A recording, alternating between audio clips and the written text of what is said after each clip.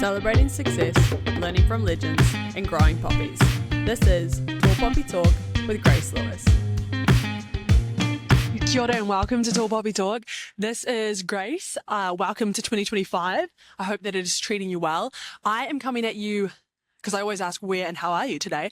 I am coming at you from Jersey City, United States.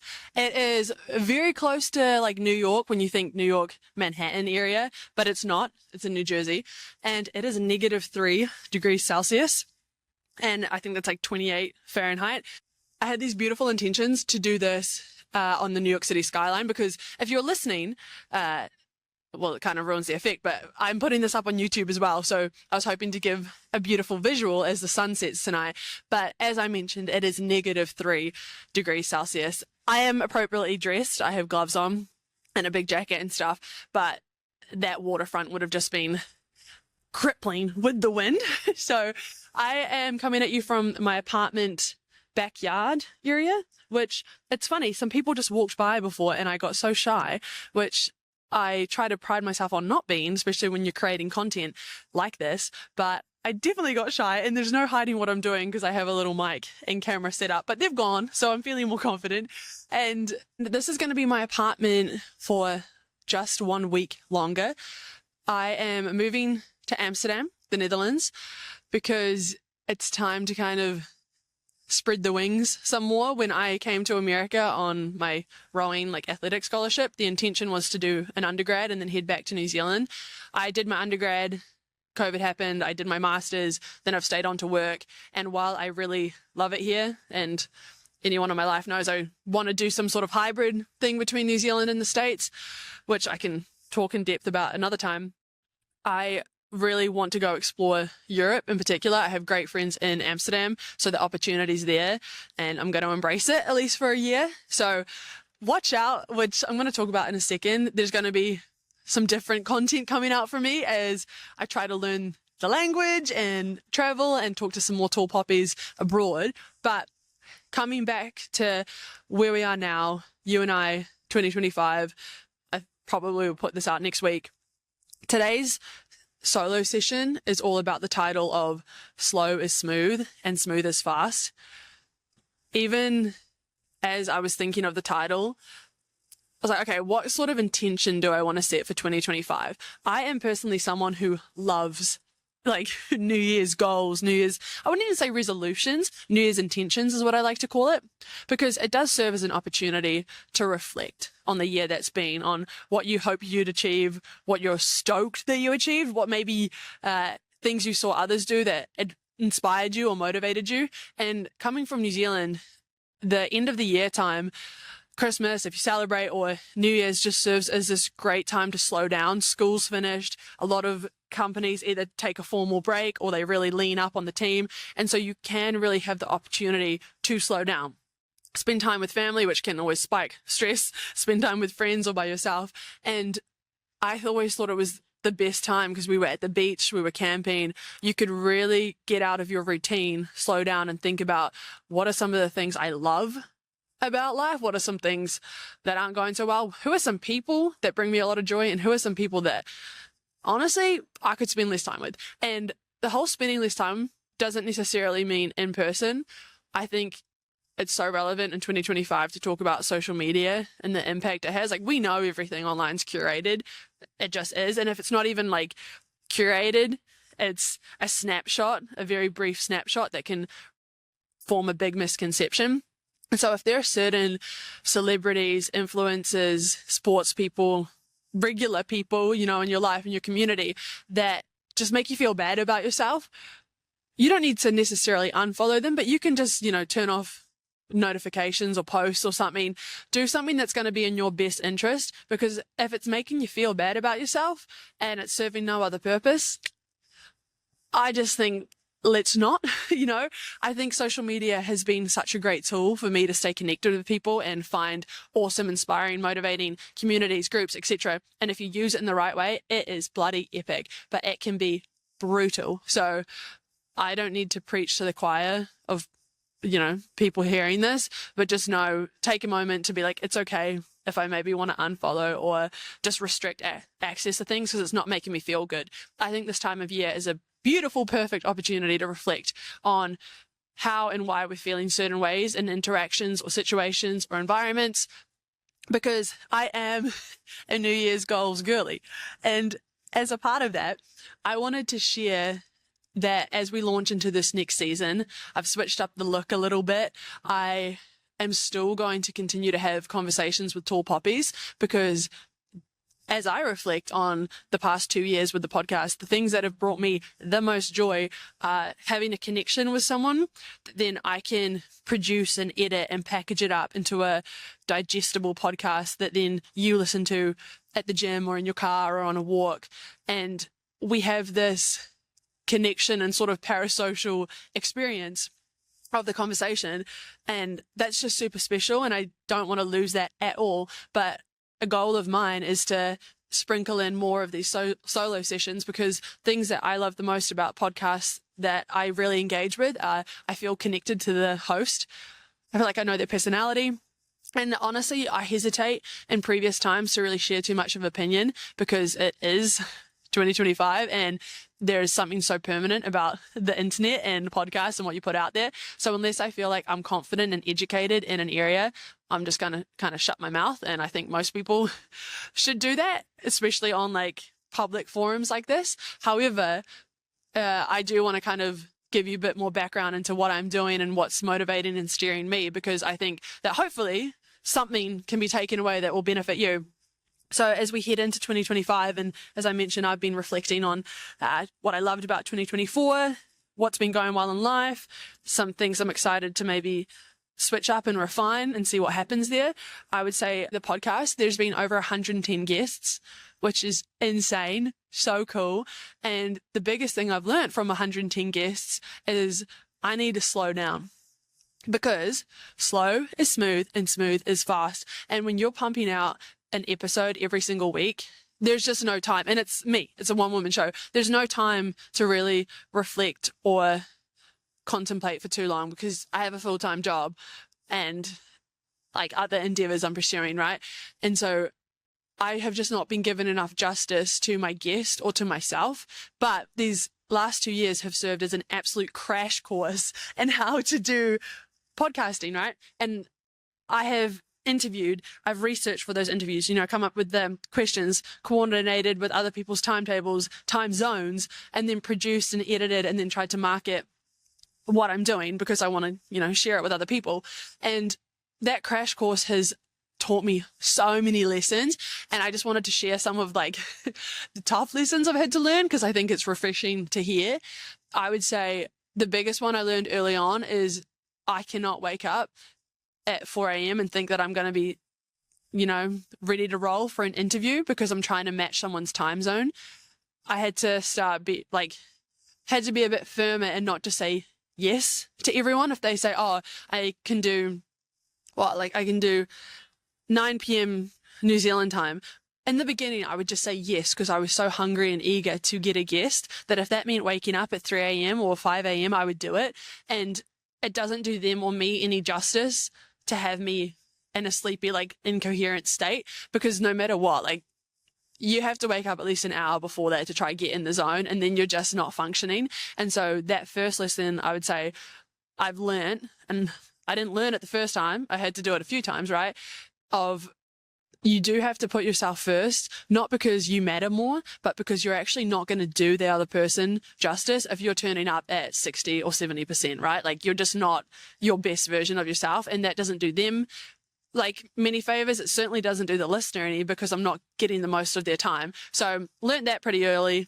No, not early on. I'd say maybe about a year in, I finally realized don't say yes to everything. It's okay to come back with some different availability. And most people are totally fine with that. And if they're not, probably not the vibe you want for the podcast. I'd say another lesson I've definitely learned is when you are pumping things out at such a pace, you don't stop and really reflect and appreciate the podcast that has just been. And also you don't appreciate that guest enough, right? They've given so much to you and they're excited about the podcast. And maybe some guests do lots of podcasts, but most, maybe do some here and there, right? And it's so much more rewarding when I can message them what's going on, people that are listening, people that have shared it, some of the messages I received. That's where you get such a really cool, joyful experience for me and the guest. And I haven't been doing enough of that, enough like follow up, I'd say, with my guests, because I'm so focused on getting the next one out. So all of this to say, going into this next season and into 2025, I'm going to slow down. I'm going to try to do maybe like 2 podcast episodes a month with guests that will give me and them so much more breathing space. And with that, I can be way more invested in the researching and prepping, because nothing lights my fire more than hearing a guest go, oh, that's a really good question. And you only get really good questions when you do really good research, right? You might get lucky every now and then, but we're not looking for occasionally lucky. We're looking for consistently great. And I'm also going to do a few more of these solo episodes because, as I mentioned, I just think it's fun. As I'm out here too, just to give some more coloring to those watching, my hands are getting cold, and this will probably be a reasonably short episode because my battery on my camera is also getting cold. Anyway, I'm going to keep that in because I just want you to know the behind the scenes. Looking down at some notes. Another name I was going to have for this podcast episode is Slow Down, You're Doing Fine. So Caitlin, if you're listening, and anyone who knows Billy Joel, that's like my favorite song lyric, I would say. And I resonate with it so much. And as I get older, I understand what it means. Like, it's so tempting and unavoidable to look around, whether they said that's on social media or just physically, and to compare yourself to other people and go, oh, I'm just so behind. I don't have a house. I don't have a partner. I'm not married. I don't have a business. I don't have a car. I don't have any idea what I'm doing. It's like, slow down. You are doing fine. Okay. And so what really motivated me today to do this episode was I've just come from a really cool farewell afternoon tea with some friends in New York. And I just feel so rich in love and joy and gratitude that I have people to say goodbye to. I've been in the States for 6 years, and when I came, I didn't have any inkling that I would care so much about the people here beyond rowing, right? And so I'm right now filled with a lot of gratitude, and I kind of want to pay that forward. Hopefully you get something from the solo session. So as we sit here outside in the cold, I wanted to tell you a little bit about some of the goals I have for the new year. And a big part of it is to do with my move. I'm moving to Amsterdam because I can speak a reasonable amount of Dutch, but no way near enough for someone who's about to go live there. And as I've been really putting more effort into my self-teaching, I'm just like, my brain is getting scratched in such a cool way. And I'm listening to these podcasts, how I'm choosing to try learn the language. I used to do some tutoring sessions, which were awesome, but I'm doing the classic Duolingo. And then I'm just listening to podcasts in Dutch, like slow Dutch, and trying to catch on to words that I know and then fill in the gaps and then like Google the words I don't know. And it's going well, but my brain, when a couple words string together and I understand and I can translate, it is just like the best sensation because I can feel it learning, right? And like, how often as we get older do we take the time to learn something new and be a complete beginner again? So if this is the only thing you take away from today's episode, it's that I encourage and implore you, please, to be a beginner at something again, even if it's cooking, if you want to, I don't know, start swimming or learning a game or making time to host dinner parties. I don't know, but something about learning a language has just sparked something in me. It served as such a catalyst to appreciate what my brain is capable of. It's extremely powerful, and it feels like my brain is flexing. I think often as an athlete, you're focused on the muscles, right? Like, how strong am I getting? How fast? What's my cardio like? But your brain is capable of so much. And I know I sound like I'm going on about it, but it's just been such a rewarding, like, exponential experience already, tapping back into learning something new. So please, in this new year, just go for it. And so for me, 2025 is about self-teaching. As a part of my journey with the language, I want to tap into some more content creation with YouTube. I think it's such a cool platform that's really robust. I think the whole business model of it is kind of sound, for lack of a stronger business acumen word. You have millions of people wanting to put content out there, right? YouTube pays in advertising, but they don't have to acquire new talent. People just are coming to the platform themselves and creating it and trying to market it. It's just so robust. And so TikTok, I don't have time or capacity for it. It's just too much for me. I don't like TikTok. I know maybe in a few months I'll say something else, but it's just too much for me. Love Instagram, but again, the whole social media, which for some reason I think is different than YouTube. Social media is like, it's just too much for my brain right now. So I will get there, but I'm going to embark onto YouTube because I think it's a really cool platform for making short film stuff, sort of what I'm doing now. Short form interviews with people, and you can kind of edit and cut it together and splice it. I really enjoy that. And so I'm going to be doing a YouTube channel for my Dutch learning, whether that be just the language itself, but also the culture and experience of being an expat or being a foreign person living in a different place, which I know I'm doing that in America, but with a different language is a whole new experience. So that YouTube channel I'll actually link somewhere here, but it's going to be called Graceful because it's full of grace. I really don't know where I'm going with this podcast, more so than just to launch the new season and say thank you for anyone who's listening, who has listened. There is a plethora, as I mentioned, of podcast episodes you can go back through, and they kind of are timeless. We might mention some things that are time relevant, but there's not a lot. So if this doesn't, light your fire, don't listen to these ones. Or if you come and you're expecting an episode and there isn't one, I encourage you to go back, and you'll also see some more learnings that I've gone through, because some of my earlier podcast episodes, I'm just so grateful for the naive ambition I had and the boldness I had, because now I hesitate sometimes to ask guests for things. And I think back to and when I say ask guests for things, I mean ask certain guests, like Dylan Schmidt at the beginning. It's like bronze Olympic trampolinist from New Zealand. What was my business reaching out? But I did, and he was keen, and it was a great episode. That boldness and naiveness you have when you're beginning something and you're learning something, because you don't know the rules, or you don't know, should I say, the social norms and rules. And so you just go for it. So part of today's episode, which I clearly keep reinforcing, is I just encourage you to be a beginner again at something. And I know as I'm talking, you're probably thinking of something, right? Whether that's, I don't know, jiu-jitsu or writing a book or starting your own podcast or pottery or a language or just reading. Something is coming to mind when I'm saying, hey, go for it, be a beginner again. And I would love if you could message me, tell me what that thing is, keep me updated as you go for it, because I'm going to hold myself accountable with sharing this journey with you. That 2025 for me, because I am a New Year's goal girly, is about learning to self-teach. I'm starting with Dutch, but I hope that it's going to be a skill I can refine and throughout my life become an expert at teaching myself. And then you can leverage resources and other people, because there are so many tools out there. But if we can go back to the fundamentals of knowing how we like to learn and how we like to reward ourselves, what sort of process and reward system there is, that's all things that I'm going to try and figure out for myself and share with you. The first lesson I've learned in just these couple of weeks is I genuinely don't actually enjoy sharing with other people until I feel like I'm a few weeks into something. I'm probably the opposite of, tell someone so you have an accountability buddy. I'm not huge on that, because it feels like there's some sort of external factor pushing you towards it instead of being internally driven. So what I've learned so far is I need my own internal validation system, which is so relevant to Tall Poppy, right?